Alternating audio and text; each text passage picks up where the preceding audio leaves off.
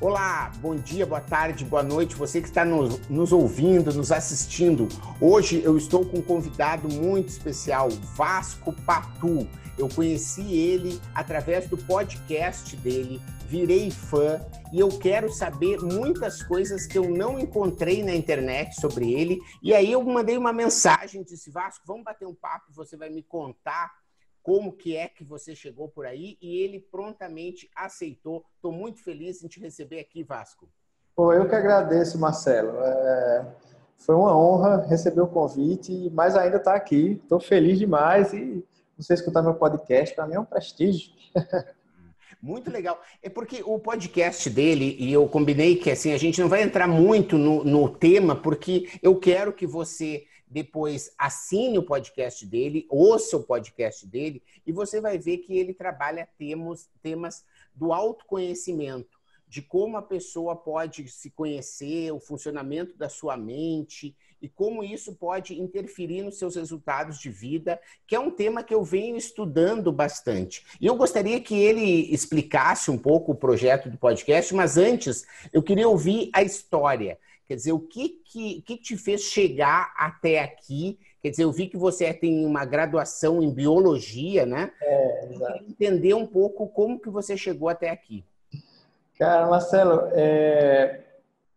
engraçado que eu, quando estava na graduação, assim, na verdade, antes disso, eu meio que estava sem saber o que fazer, eu tinha uma dúvida absurda, minha mãe e meu pai querendo que eu fosse médico, eu sou do interior de Pernambuco, eu sou de Arco Verde, uma cidade bem pequenininha, com 60 mil habitantes. Então, lá, se você não for médico, dentista e advogado, você está muito mal às vistas da sociedade, né? E eu, cara, eu não queria ser nenhum deles, né? Meu pai é advogado, minha mãe é gestora municipal durante muitos anos, professora, enfim. E eu fiquei naquela, tive que vir para a capital, aqui em Recife, para estudar, porque o ensino lá não era interessante. E vim morar aqui na capital, bem novo, com uns 14 anos. E naquela dúvida absurda, passei com essa dúvida até prestes a entrar na universidade, mas acabei decidindo por biologia, porque eu queria ser professor. Tinha uns professores muito bons aqui na época áurea dos cursinhos, eu acho que isso teve em todo canto, assim, para fazer vestibular, né? Professores que tocavam violão, tal. Eu olhava aquilo e disse, poxa, eu quero ser isso. Não sei até hoje que se era só pelo violão ou pela matéria mesmo. Aí eu só sei que eu acabei fazendo biologia e queria ser professor e tal, só que, engraçado, eu nunca me vi apenas dando aula, assim. Então, eu tinha uma veia empreendedora que eu não sei de onde veio, não me pergunte, não é dos meus pais, pelo contrário, os dois são funcionários públicos, eu não sei de onde veio, eu só sei que eu tinha isso, e quando eu entrei na universidade, eu já queria montar meu primeiro cursinho sem dar nenhuma aula, eu já queria montar um pré-vestibular e etc. E dentro dessa jornada, comecei, montei meu primeiro empreendimento ainda me formando na faculdade, que era um organizador de aulas particulares. Eu tinha uns 4 amigos e a gente fazia essas coisas de aula particular e tal.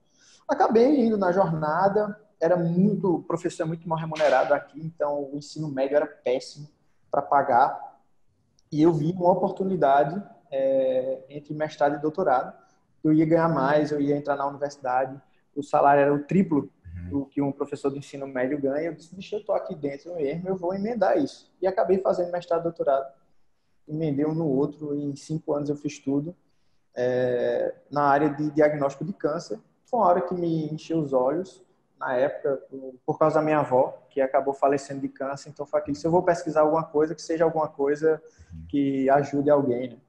Comecei nessa linha, entrei na universidade, mas eu sempre fui um cara muito apaixonado por educação, no sentido filosófico da palavra. Eu queria mudar alguma coisa. Então, eu comecei a ler muitas coisas, milhares de coisas de educação, de Paulo Freire a Rubem Alves, eu comecei a imaginar aí. E eu via que eu não estava acrescentando nada, apenas dando aula, sabe? E comecei uma jornada de busca do que eu poderia fazer para melhorar realmente a educação no Brasil. Uma busca bem árdua, porque é muito difícil de você trabalhar com algo tão complexo e delicado num país continental. Mas nessas buscas da vida, acabei entrando numa universidade privada aqui. Fui convidado para ser coordenador de um curso de medicina, por causa do meu conhecimento, tanto acadêmico como da área médica, mesmo não sendo médico. E dentro dessa coordenação foi uma jornada louca aí, de construção de um curso de medicina muito gigante aqui. Mas mesmo assim, aquela pulguinha ficava assim, cara, eu tenho que deixar alguma coisa, de legados. O meu segundo filho nasceu e eu acho que foi uma ruptura quando ele nasceu. Eu li um livro, eu não sei se você leu esse livro, do Tiago Matos, que se chama Vai Lá e Faz. Vale a pena dar uma lida nesse livro. E eu li esse livro e a grande pergunta era: o que é que você vai deixar para os seus filhos de legado? E caramba, aquilo ficou na minha cabeça. Eu, como executivo do quinto maior grupo educacional do Brasil, e eu digo, caramba, eu acho que eu estou indo pelo caminho errado. No outro dia eu fui lá, eu pedi demissão e montei a empresa, que começou inicialmente como uma consultoria para educação criativa. Eu queria que os professores fossem mais criativos em relação à educação e como realmente, usando ferramentas online, conseguir atingir mais os alunos. Só que acabou que eu pivotei isso algumas vezes, mais ou menos umas 5 vezes, porque os professores acabavam não entendendo a minha proposta de por que mudar, por causa de tudo, salário, falta de apoio das coordenações, das direções, isso tanto no ensino médio como público, como nas universidades, as pessoas não estão muito, pelo menos não estavam na época, isso foi em 2015, no começo de 2015, a fim de ousar coisas novas assim dentro das salas de aula. E eu vi que se eu continuasse nisso, eu ia quebrar antes de começar. E comecei uma busca de como eu podia fazer a diferença online, para as pessoas. Nossa empresa acabou entrando no ramo de infoproduto. A gente estava produzindo coisas para áreas específicas como nutrição, odontologia, pelo conhecimento que a gente tinha. Eu chamava professores, eles montavam os treinamentos e a gente oferecia com as ferramentas online. A evolução disso foi eu buscar um nicho que realmente fosse impactante para as habilidades do futuro, vamos dizer assim. E aquela busca sobre, será que é criatividade? Por coincidência, eu conheço bastante Murilo Gun, troquei muita ideia com ele. E dentro dessa busca, eu digo, cara, eu acho que a inteligência emocional, a inteligência intrapessoal é algo tão pouco explorado aqui no Brasil. Como é que a gente pode ajudar nessa linha? E foi quando eu comecei a juntar a parte científica, porque faz parte da minha formação, com o que a gente via muito de desenvolvimento pessoal, mas ainda muito longe da parte neurofisiológica, do que acontece dentro da cabeça. Era muito mais motivacional do que algo realmente pautado em técnicas e tal. E comecei a fazer cursos pelo mundo, o que eu pude fazer de cursos e treinamentos, na Universidade de Berkeley, por exemplo, que tem um centro de felicidade. Eu fiz a disciplina de felicidade de Harvard, por exemplo, com aquele cara. Então, e eu comecei a buscar isso, vi que tinha uma liga interessante, e foi quando eu fui mudando os conteúdos do podcast. Você já tinha o podcast, então, falando de educação. Exatamente, educação criativa, exatamente. E aí eu fui nessa jornada de mudando gradativamente para que as pessoas começassem a se conhecer mais e tal, com ferramentas, criando ferramentas, validando ferramentas. E foi quando surgiu a empresa, que hoje se chama ABHub, que é AB de Ability, Hub de conexão. E a gente, por impactar pessoas e eu conhecer pessoas, a gente acabou sendo acelerado agora. Vai fazer 1 ano, na verdade, que a gente entrou no processo de aceleração, com rodada de investimento, a galera gostou do projeto.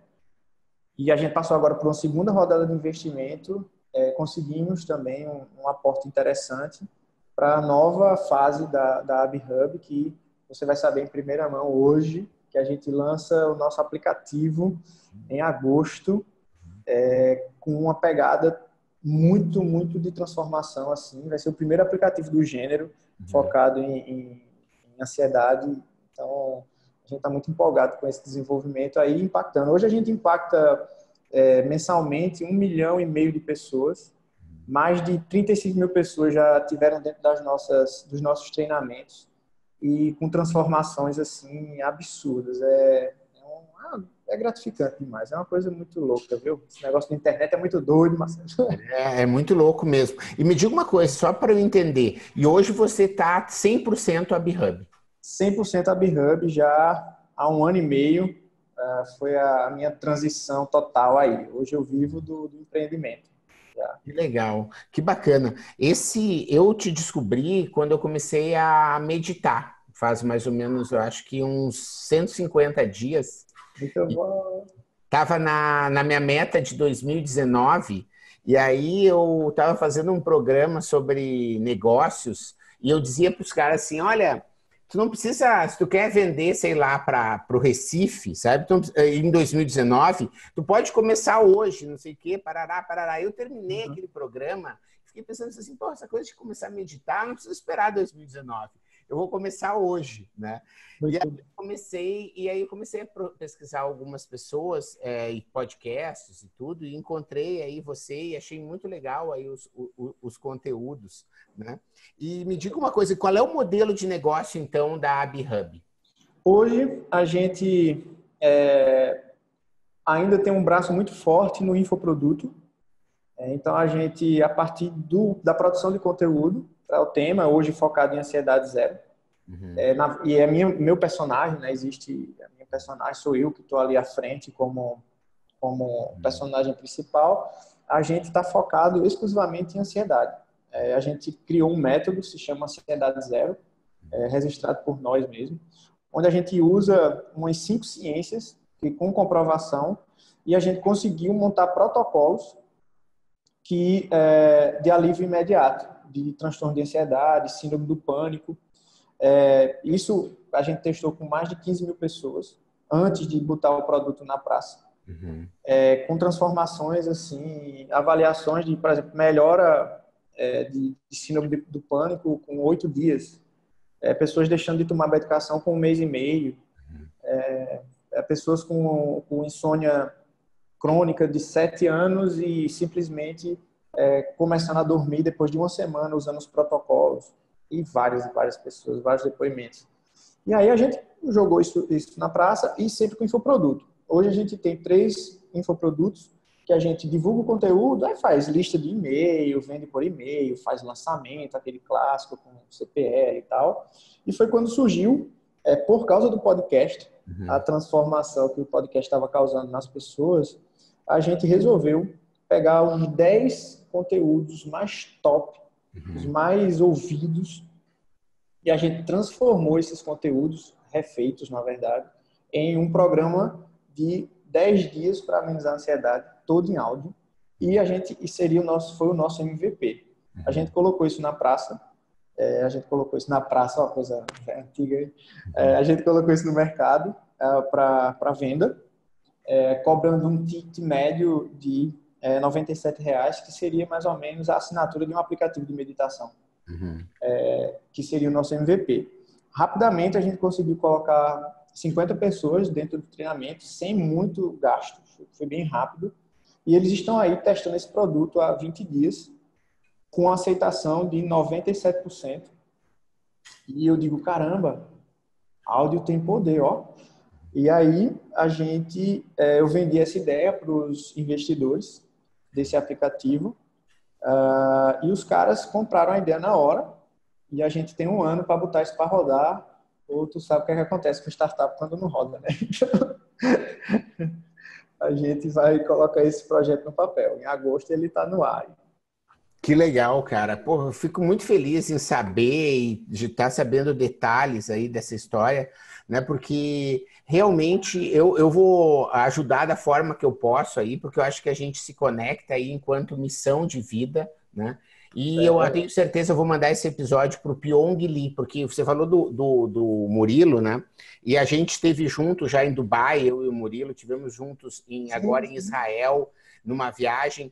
E aí que eu conheci o Pyong Lee, né? Eu não conhecia, eu fiquei com cara de paisagem, né? Porque quando as pessoas chegaram, o grupo, né? Todo mundo, o Pyong, o Pyong. Eu Quem conhecia, falou cara. Pyong? Pyong, né? Aí, cara, ele é um youtuber, tarará. Pô, daí eu conheci, achei incrível. Daí eu cheguei em casa naquele dia e devorei os vídeos do Pyong. Daí outro dia eu tipo, porra, Pyong, tu é incrível, É etc. o cara. É. E a gente conversou bastante com o Pyong, porque o Pyong ele tem esse lado da hipnose, né? E ele criou o Instituto Quasar, muito em cima dessa história, não só da ansiedade, mas também, né, para evitar suicídio, já que ele tem uma visibilidade imensa. Muitas pessoas que acabam, às vezes, pensando nisso, acabam entrando em contato com ele e ele fica lá, não, olha só, vamos conversar, parará. Quer dizer, então, ele tem uma responsabilidade social, vamos dizer assim, no ponto de vista pleno, não naquele crachá que as empresas dizem que tem, né? Mas ele faz realmente um trabalho de transformação de vida, né? E você, agora, eu descobri já mais detalhes que também está nesse barco, né? E acho que o Murilo também nessa história da criatividade, quer dizer, a gente está todo mundo remando para o mesmo lado, né? Mesmo lado, exatamente. Têm uma condição de se desenvolver, né? Que a cura está dentro delas, a cura sob o ponto de vista pleno da palavra, assim, né? No sentido criativo, no sentido de não precisar esses medicamentos, né? De balancear a questão da educação, né? De educar nossa mente, né, cara? Porque isso não tem nenhuma linha. Você estava falando da educação, né? Você se forma, às vezes, PhD aí, e o cara não falou nada. Não, Sobre... nunca falou. Nunca falou. A questão do Pyong, velho, mande mesmo. Eu sou fã do Pyong. Na verdade, quando eu comecei essa jornada de entender a cabeça, naturalmente a hipnose surgiu. Eu, extremamente cético com hipnose. Sou um cara que pesquiso muito o YouTube, porque eu acho uma mídia incrível. E é o futuro. Se não for o YouTube, é algo muito perto do que o YouTube vai ser ou é. Porque meus filhos não consomem nada que não seja YouTube. Então, eles não assistem TV, eles não sabem programação nenhuma de TV, eles só assistem YouTube e tem os personagens lá. Você vê o fenômeno Lucas Neto, independente de gostar ou não do conteúdo dele, é um fenômeno. É a nova Xuxa. Então, é incrível. E não só, desculpe te interromper, mas eu acho que o mais incrível são os nichos, cara, sabe? Oficina mecânica, maquiagem, bolos veganos, sabe? Existe uma possibilidade da cauda longa mesmo, né? Que é um conceito importante no mundo dos negócios, mas ele ali na prática tá rolando cada vez mais, né? E acho que isso é uma das melhores benefícios que a tecnologia tem trazido, né? Que a gente sabe que essa história da ansiedade, e eu quero que o pessoal vá no teu podcast para não entrar nesse tema aqui, né? Mas você sabe como a tecnologia ela provoca a ansiedade, né? Que as pessoas ficam nessa história das redes sociais, de se comparar com o outro, de achar que a felicidade é aquilo que o vizinho tem na sua grama mais verde, né? Então, a rede social, a internet tem seu lado perverso também, como tudo na vida, né? Mas ela tem essa grande benefício que é conseguir conectar as pessoas. Eu também, com o meu podcast e com as ações que eu faço, assim, sou muito grato de ficar fazendo esse trabalho voluntário, né? Que eu não tenho patrocínio, né? Não estou buscando isso aqui nesse projeto, né? Mas é a oportunidade que a gente tem de compartilhar e de apresentar pessoas aí como você, né? Que eu acho que é muito legal. E me diga uma coisa, eu queria que você falasse nesse processo de transformação, porque isso para mim sempre foi um objeto desses que poderia virar uma tese de doutorado ou um PhD, né? Que é essa história do clique, né? E você, olha só, você leu um livro, né, que foi fundamental. Não estou dizendo, né, que essa história é a gota d'água, quer dizer, não é, você via enchendo, né, a barragem lá estava enchendo, até que aquele livro transbordou e a coisa aconteceu, né? O que você já e até o processo daí, sim, de ciência e tudo, né, o que você tem a nos dizer com essa história do clique? Do clique. Eu acho muito... A gente chama isso de intuição e tal.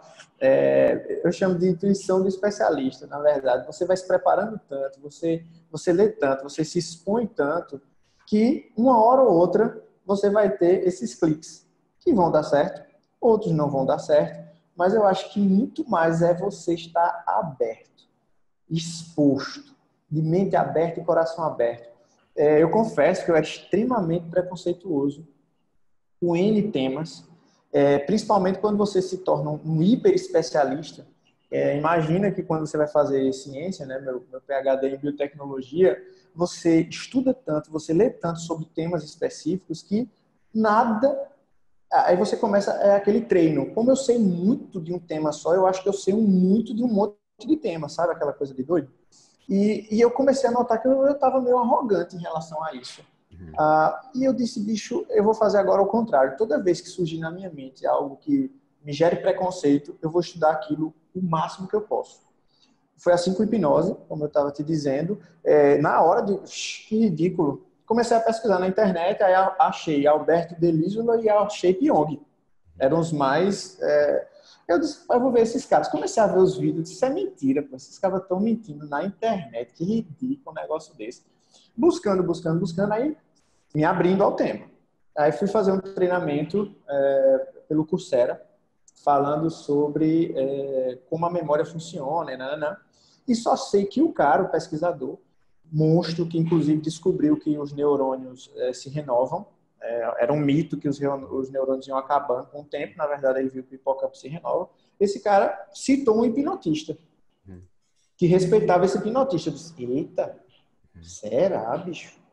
E eu fui atrás, enfim, só sei que fui lá, acabei fazendo um treinamento de hipnose aqui, e tudo preconceito máximo. Fui fazer o treinamento e não é que me hipnotizaram, rapaz. Eu digo, mas rapaz, esse negócio funciona mesmo. E comecei a estudar isso. A primeira hipnose que eu fiz foi meu pai. E ele parou de fumar depois de 63 anos e está há 2 anos e meio sem pegar um cigarro por causa de uma hipnose. Eu digo, eu acho que até funciona esse negócio mesmo. E é isso, eu acho que é se expor, estar aberto a tudo, aumentar a sua cauda longa, como você mesmo disse. Olha, quanto mais especialista você for, mais você está fechando a sua mente para N possibilidades que estão ao seu redor. Então, eu estou sempre me expondo, eu estou sempre lendo coisas completamente diferentes para que eu aumente esse repertório e que eu tenha muito mais cliques, como esse que eu tive. Como Ansiedade Zero, por exemplo, foi um clique que eu tive, mas eu já estava me expondo muito a coisas muito parecidas. Então, essa exposição vai lhe proporcionar esses cliques, que aí você pode chamar de criatividade. Eu acho que eu brinco muito com o Murilo, né, que por coincidência, a exposição é tanta que eu conheci o Murilo na comédia. Nós fizemos comédia juntos por 3 anos, aqui em Recife, lá em 2008, 2009. Então, por exposição, eu achava interessante aquilo e eu ia ler sobre o assunto, ia me expor e subia num palco morto de vergonha. Eu disse, mas eu quero saber, esse povo sobe, eu vou subir também. Então, eu acho que essa exposição sem medo de errar e mais aumentar o seu repertório faz toda a diferença. Então, você vai ter milhões de cliques durante a sua vida, independente da sua especialidade, e aí faz toda a diferença. Em criatividade, em negócios, resolver problemas e por aí. Legal, acho que foi uma ótima questão, porque às vezes desmistifica, né? Mas de que o clique é como diz, né, a matemática, né, que a linha é um conjunto de pontos, né, e às vezes as pessoas têm dificuldade de entender isso, né? Até que tem um clique, né? Entendi o que isso quer dizer. Mas com certeza existem fenômenos sintomáticos. Você, como pesquisador, né, sabe quantas pessoas que passam por traumas precisam para que mudem a sua vida, né? Quer dizer, um AVC, um infarto, a perda de um ente querido, enfim, né? A perda do emprego, enfim. E eu sempre digo isso em aula, né? Eu digo, gente, vamos aqui se transformar sem precisar desse trauma, né? Por favor, né? Mas é verdade, porque a pessoa fica naquela indisposição, quer dizer, eu não aguento mais o meu chefe, meu casamento tá aquela coisa que não consigo, nem sai, nem eu vou mais por obrigação, né? As pessoas às vezes não estão felizes com o próprio corpo, ou queriam essa coisa de dizer, eu queria tanto, sabe, ir para Disney, ou ir para Paris, ou fazer um curso em Stanford, sabe, e aquilo fica E, na minha opinião, eu não tenho um conhecimento ainda de carimbado, né? Mas eu tenho estudado muito sobre essas coisas de como as pessoas adoecem e o poder da relação entre o corpo e a mente e tudo. Mas para mim está claro, sabe, que o acúmulo de rancor, o acúmulo de frustração, o acúmulo daquelas coisas desejadas e não ditas, e não expostas, e não feitas, sabe? Faz com que o organismo tenha um desequilíbrio e isso estoura de diversas maneiras, né? Pronto, então você não tinha o carimbo, agora tem. É isso aí.